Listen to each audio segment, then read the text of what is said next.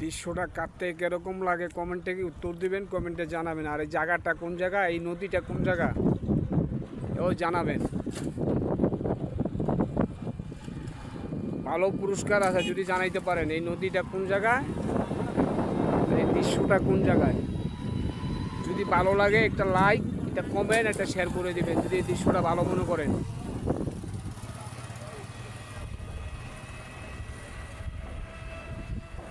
ঠিক আছে।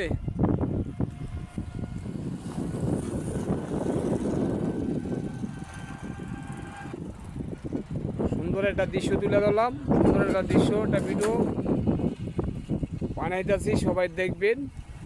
দেখার পর ভিডিওটা ধাক্কা দিবেন। সুন্দর যদি দৃশ্যটি সুন্দর লাগে